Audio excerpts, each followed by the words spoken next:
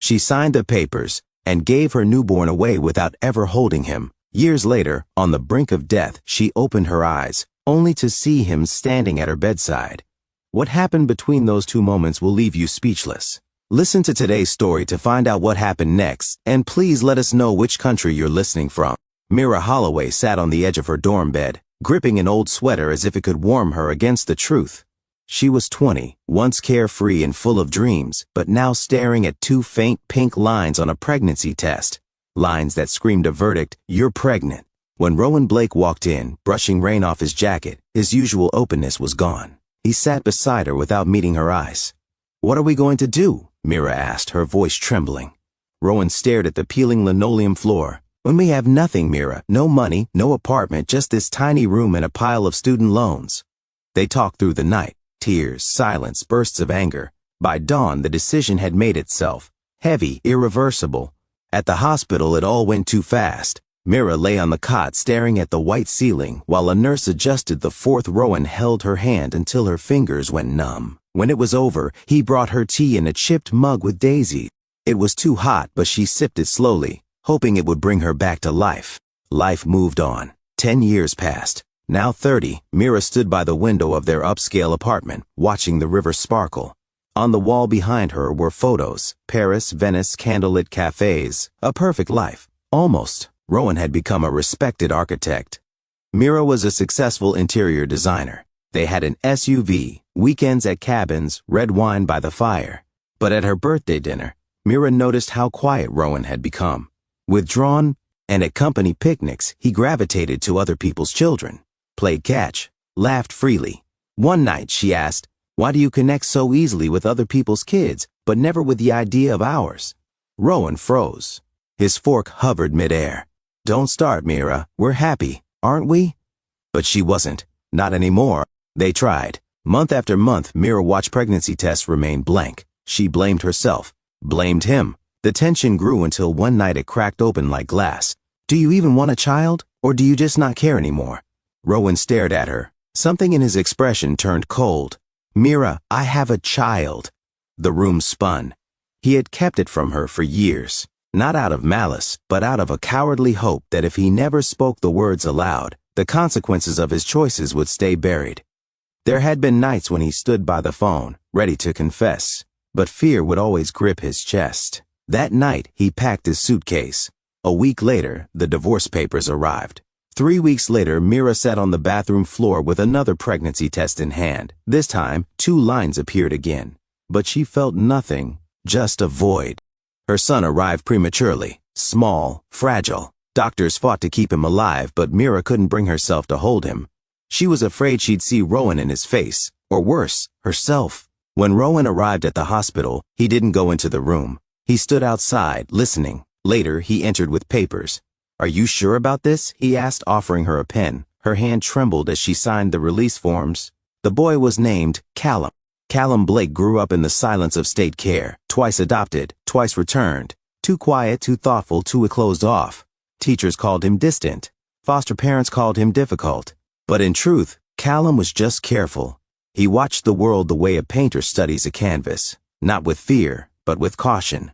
Each rejection left a deeper bruise, taught him another way to stay small, to stay silent, to survive. He learned early on that trust was something easily broken and rarely repaired. And so he built his own world, one where he could retreat into thought, into books, into the safe space of solitude. At 10, he ran away. Cold and hungry, he found warmth with Walter Boone, a shoemaker with kind eyes and rough hands. Walter gave him soup, stories, and a battered book about the cosmos. "Look up there, Callum," Walter said, pointing to the stars. "Anything is possible." But Walter couldn't keep him forever. He returned Callum to the shelter with tears in his eyes. "And I would have kept you, son. I just couldn't manage." Callum hugged him so tightly his fingers turned white. He never let go of the book. Callum buried himself in books, biology, anatomy, medical journals. He became the kind of doctor who remembered birthdays and read to patients after visiting hours.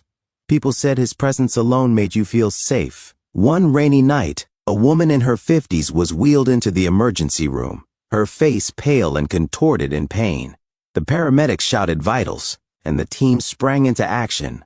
Callum, now a seasoned doctor with a steady hand and sharper instincts, stepped in immediately. He assessed the situation, issued orders, and initiated emergency treatment. Her chart read Meera Holloway, but in the chaos of the ER, it meant nothing more than another name to save. As he administered the injection and adjusted the monitors, his mind stayed locked on the procedure. It wasn't until later, when she stabilized and he glanced down at her face, so familiar in a haunting way, that a flicker of recognition stirred. He didn't understand it yet, but he had just saved the life of the woman who had once given him away, his own mother. When Meera opened her eyes in the hospital room, her vision was hazy, but the young doctor at her bedside had eyes that looked like hers. "You're okay now," he said gently. "I'm Dr. Callum." At home, she pulled out a small wooden box she hadn't opened in years. Inside was a baby tag. Callum. Her world collapsed. Meera returned to the hospital, trembling. Callum confirmed what she already knew. Her son, the one she gave away. She wept and tried to explain, but Callum was calm, distant. He said he was glad she had survived. She wrote him letters, dozens, pouring out guilt and love, regret and memories. Left them at the nurse's station with a kind older woman who promised to deliver them. Callum read them late at night, alone. He didn't feel hate, just emptiness. How do you respond to a stranger who once called you their child? One crisp autumn afternoon, Meera and Rowan left the hospital together. In the courtyard, they saw Callum. He was laughing, standing beside a warm-looking woman and a young boy with his eyes. The boy pointed at a bird and Callum knelt to whisper in his ear. Meera froze. Rowan paled. Callum looked up. Their eyes met. Meera stepped forward, her voice shaking. "Callum, please, forgive us." Callum stood still. "Why?" he asked. "Why did you leave me?" Tears spilled down Meera's cheeks. "Listen, I was afraid. I didn't know how to love you, but I never stopped thinking about you." Rowan's voice cracked. "And I failed you. I have no excuse. I'm sorry." Callum held his son protectively. Then he said softly, "I have a father, Walter Boone, the man who made me believe I was worth something." He turned away. Meera kept writing letters until her final days. She never sent them, just kept them in a wooden box with the name Callum. Rowan faded into quiet, spent his evenings staring out at the river, looking for answers he'd never find. And Callum? Callum lived, loved, healed. Every night he found a quiet moment to look at the stars and whisper to Walter Boone, "Thank you. For soup, for shoes, for the sky. For showing me how to shine."